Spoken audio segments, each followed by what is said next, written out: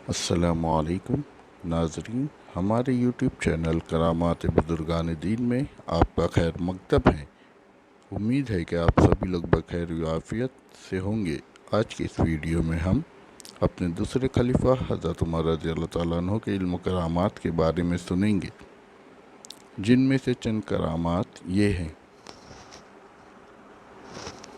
قبر والوں سے گفتگو، دریا کے نام خط، مدینے کی آواز نہاون تک، چادر دیکھ کر آگ بجھ گئی، اور سب سے آخر میں مار سے زلزلہ ختم۔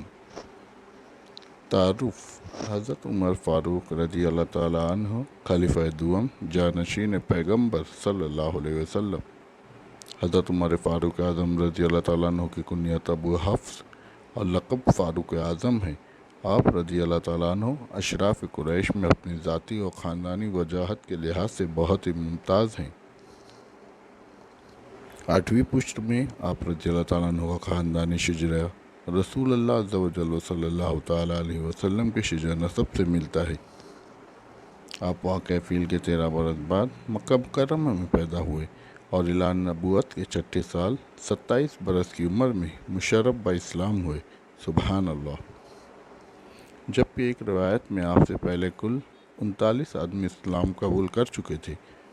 آپ رضی اللہ تعالیٰ عنہ کے مسلمان ہو جانے سے مسلمانوں کو بہت خوشی ہوئی اور ان کو ایک بہت بڑا سہارا مل گیا، یہاں تک کہ حضور رحمت عالم صلی اللہ تعالیٰ علیہ وسلم نے مسلمانوں کی جماعت کے ساتھ خانہ کعبہ کی مسجد میں اعلانیہ نماز ادا فرمائی۔ آپ رضی اللہ تعالیٰ عنہ تمام اسلامی جنگوں میں مجاہدانہ شان کے ساتھ کفار سے لڑتے رہے اور پیغمبر اسلام صلی اللہ علیہ وسلم کی تمام اسلامی تحریکات اور صلح و جنگ وغیرہ کی تمام منصوبہ بندیوں میں حضور سلطان مدینہ صلی اللہ تعالیٰ علیہ وسلم کے وزیر و مشیر کی حیثیت سے وفادار و رفیق کار رہے۔ امیر المومنین حضرت ابوبکر صدیق رضی اللہ تعالیٰ عنہ نے اپنے بعد آپ رضی اللہ تعالیٰ عنہ کو خلیفہ منتخب فرمایا اور 10 برس 6 ماہ 4 دن آپ رضی اللہ تعالیٰ عنہ نے تخت خلافت پر رونق افروز ہو کر جانشین رسول کی تمام ذمہ داریوں کو بحسن وجوہ انجام دیا۔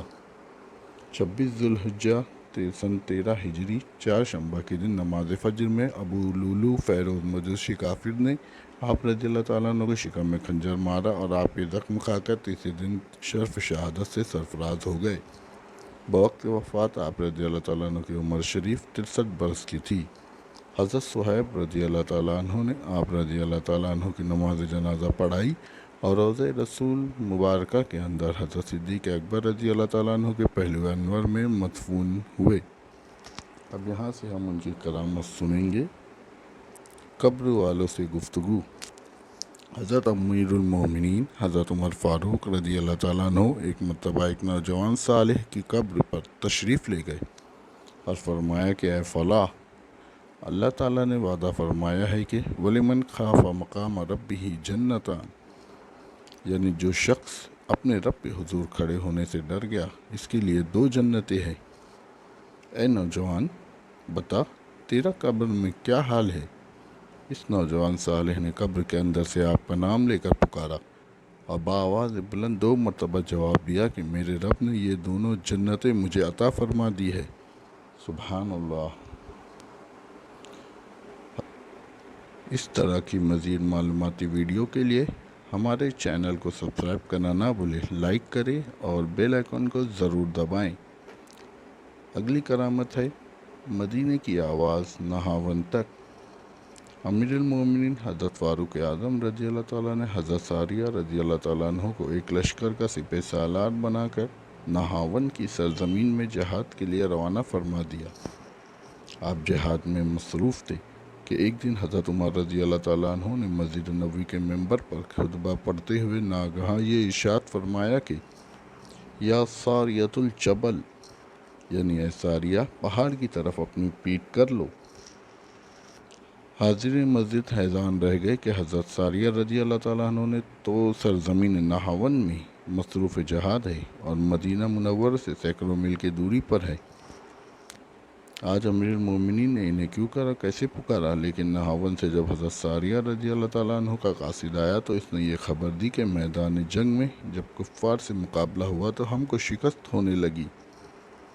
اتنے میں ناگہاں ایک چیخنے والے کی آواز آئی جو چلا چلا کر یہ کہہ رہا تھا کہ اے ساریہ، تم پہاڑ کی طرف اپنی پیٹھ کر لو۔ حضرت ساریہ رضی اللہ تعالیٰ عنہ نے فرمایا کہ یہ تو امیر المومنین حضرت فاروق اعظم رضی اللہ تعالیٰ عنہ کی آواز ہے۔ یہ کہا اور فوراً ہی انہوں نے اپنے لشکر کو پہاڑ کی طرف پش کر کے صف بندی کا حکم دیا، اور اس کے بعد جو ہمارے لشکر کے کفار سے ٹکر ہوئی تو ایک دم اچانک جنگ کا پاسا ہی پلٹ گیا، اور دم زدن میں اسلامی لشکر نے کفار کی فوج کو رون ڈالا، اور عساکر اسلامیہ کی قاہرانہ حملوں کی تاب نہ لا کر کفار کا لشکر میدان جنگ چھوڑ کر بھاگ نکلا، اور افواج اسلام نے فتح مبین کا پرچم لہرا دیا۔ اگلی کرامت دریا کے نام خط۔ روایت ہے کہ امیر المومنین حضرت عمر فاروق رضی اللہ تعالیٰ عنہ کے دور خلافت میں ایک مرتبہ مصر کا دریائے نیل خشک ہو گیا۔ مصری باشندوں نے مصر کے گورنر عمرو بن عاص رضی اللہ تعالیٰ عنہ سے فریاد کی اور یہ کہا کہ مصر کی تمام تر پیداوار کا دار و مدار اسی دریائے نیل کا پانی پر ہے۔ اے امیر، اب تک ہمارا یہ دستور رہا ہے کہ جب کبھی بھی یہ دریا سوکھ جاتا تھا تو ہم لوگ ایک خوبصورت کنواری لڑکی کو اس دریا میں زندہ دفن کر کے دریا کی بھیٹ چڑھایا کرتے تھے تو یہ دریا جاری ہو جایا کرتا تھا۔ اب ہم کیا کریں؟ گورنر نے جواب دیا، ارحم الراحمین اور رحمت للعالمین کا رحمت برا دین، ہمارا اسلام ہرگز کبھی بھی اس بے رحمی اور ظالمانہ فعل کی اجازت نہیں دے سکتا، لہٰذا تم لوگ انتظار کرو، میں دربار خلافت میں خط لکھ کر دریافت کرتا ہوں، وہاں سے جو حکم ملے گا ہم اس پر عمل کریں گے۔ چنانچہ ایک قاصد گورنر کا خط لے کر مدینہ منورہ دربار خلافت میں حاضر ہوا۔ امیر المومنین رضی اللہ تعالیٰ نے گورنر کا خط پڑھ کر دریائے نیل کے نام ایک خط تحریر فرمایا، جس کا مضمون یہ تھا کہ اے دریائے نیل، اگر تو خود بخود جاری ہوا کرتا تھا تو ہم کو تیری کوئی ضرورت نہیں ہے، اور اگر تو اللہ تعالیٰ کے حکم سے جاری ہوتا تھا تو پھر اللہ تعالیٰ کے حکم سے جاری ہو جا۔ امیر المومنین رضی اللہ تعالیٰ عنہ نے اس خط کو قاصد کے حوالے فرمایا اور حکم دیا کہ میرے اس خط کو دریائے نیل میں دفن کر دیا جائے۔ چنانچہ آپ کے فرمان کے مطابق گورنر مصر نے اس خط کو دریائے نیل کے خشک ریت میں دفن کر دیا۔ خدا کی شان کی جیسے ہی امیر المومنین رضی اللہ تعالیٰ عنہ کا خط دریا میں دفن کیا گیا، فوراً ہی دریا جاری ہو گیا اور اس کے بعد پھر کبھی خشک نہیں ہوا۔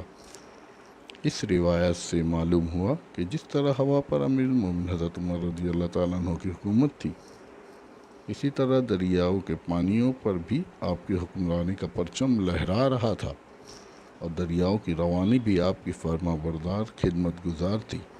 سبحان اللہ۔ چادر دیکھ کر آگ بجھ گئی۔ اگلی کرامت میں روایت ہے آپ رضی اللہ تعالیٰ عنہ کے خلافت کے دور میں ایک مرتبہ ناگہاں ایک پہاڑ کی غار سے ایک بہت ہی خطرناک آگ نمودار ہوئی، جس نے آس پاس کی تمام چیزوں کو جلا کر راکھ کا ڈھیر بنا دیا۔ جب لوگوں نے دربار خلافت میں فریاد کی تو امیر المومنین رضی اللہ تعالیٰ عنہ حضرت تمیم داری رضی اللہ تعالیٰ عنہ کو اپنی چادر مبارک عطا فرمائی اور ارشاد فرمایا کہ تم میری یہ چادر لے کر آگ کے پاس چلے جاؤ۔